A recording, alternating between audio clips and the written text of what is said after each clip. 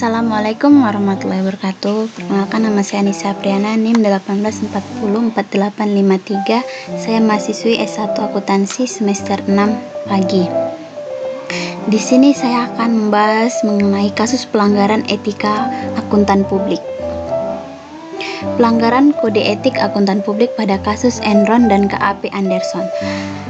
Kasus ini merupakan kasus lama dan mungkin hampir semua orang sudah mengetahuinya karena saking populernya kasus ini. Tapi kasus ini dapat menjadi pelajaran bagi semua pelaku bisnis dan akuntan. Enron merupakan hasil dari merger dua perusahaan gas alam, Houston Natural Gas dan Internord. Kedua perusahaan ini bergabung pada tahun 1985. Bisnis inti Enron bergerak dalam industri energi, kemudian melakukan diversifikasi usaha yang sangat luas, bahkan sampai pada bidang yang tidak ada kaitannya dengan industri energi. KAP Arthur Andersen adalah salah satu firma akuntansi terbesar di Amerika Serikat yang berdiri sejak 1913. Kantor akuntan publik ini yang termasuk dalam The Big Four: PricewaterhouseCoopers, Deloitte, Ernst & Young, KPMG, lalu pecah menjadi The Big Five sejak pemisahan bisnis jasa atestasi atau fungsi akuntansi dan konsultasi Arthur Andersen. Kasus Enron mulai terungkap pada bulan Desember tahun 2001 dan terus menggelinding pada tahun 2002, berimplikasi sangat luas terhadap pasar keuangan global yang ditandai dengan menurunnya harga saham secara drastis. Berbagai bursa efek di belahan dunia mulai dari Amerika, Eropa, sampai ke Asia. Enron suatu perusahaan yang menduduki ranking 7 dari 500 perusahaan terkemuka di Amerika Serikat dan merupakan perusahaan energi terbesar di Amerika Serikat, jatuh bangkrut dengan meninggalkan hutang hampir sebesar 31,2 miliar US dollar Amerika Serikat dan menyebabkan 4.000 pegawai kehilangan pekerjaan mereka. Kerjasama yang dilakukan Enron dengan KAP Andersen adalah Arthur Andersen merupakan akuntan yang mengaudit laporan keuangan Enron, juga sebagai konsultasi manajemen Enron. KAP tersebut memiliki kebijakan pemusnahan dokumen yang tidak menjadi bagian dari kertas kerja audit formal. Di dalam kronologi skandal Enron terungkap beberapa fakta penting. Berikut ini beberapa fakta penting di dalam skandal Enron berdasarkan Himania UI. 1. Pada tahun 2000 terkuak bahwa Enron melakukan kecurangan dan memiliki banyak hutang yang disembunyikan. 2. Enron melakukan manipulasi untuk mempercantik laporan keuangan perusahaan. 3. Kasus ini menyeret KAP Arthur Andersen sebagai akuntan yang memberikan jasa audit dan konsultasi kepada Enron. Keduanya melakukan penipuan akuntansi pada laporan keuangan Enron. Selain itu, pelanggaran yang dilakukan Enron adalah 1. Menggelembungkan nilai pendapatan Mariner Energy atau anak perusahaan Enron dari 185 juta US dollar Amerika Serikat menjadi 366 juta US dollar Amerika Serikat. Tercatat sebesar 181 juta US dollar Amerika Serikat merupakan pendapatan fiktif. 2. Meminjam dalam jumlah besar untuk dana operasional yang tidak dicatat sebagai utang. Sebagian pinjaman ini sekitar 8 miliar US dollar Amerika Serikat sengaja disalah klasifikasikan sebagai perdagangan energi berjangka atau trades of energy future.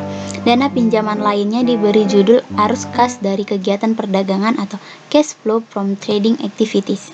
Ketiga, Enron menyalahgunakan Special Purpose Entities atau SPE diantaranya untuk menyembunyikan kerugian besar di anak perusahaan yang dimiliki Enron dengan menciptakan agreement tertentu untuk menutup kerugian anak perusahaannya.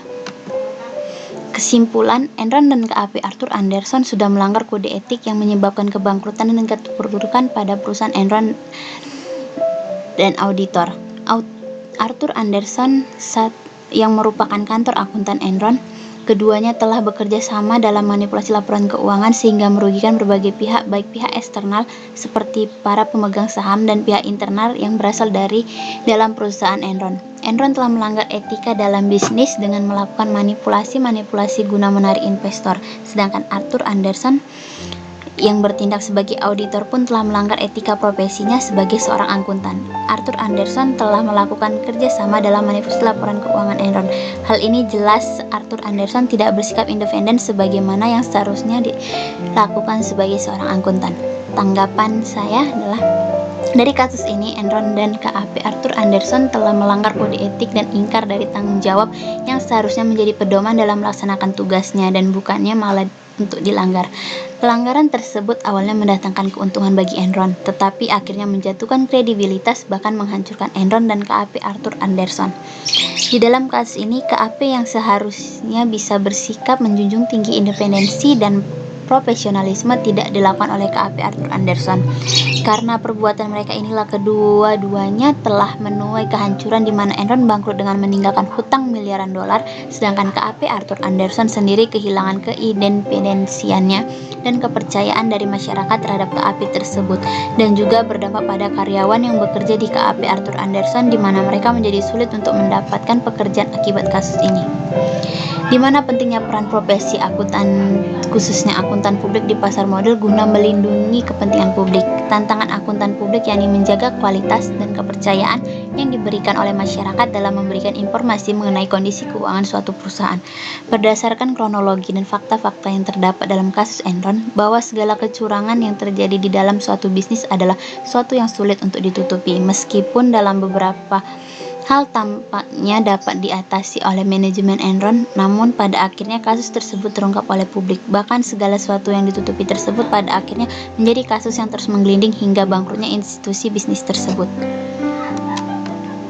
Demikianlah mengenai kasus pelanggaran kode etik akuntan publik yang bisa saya sampaikan. Kurang dan lebihnya, dan jika ada salah-salah kata saya mohon maaf. Wabillahi taufiq wal hidayah. Wassalamualaikum warahmatullahi wabarakatuh.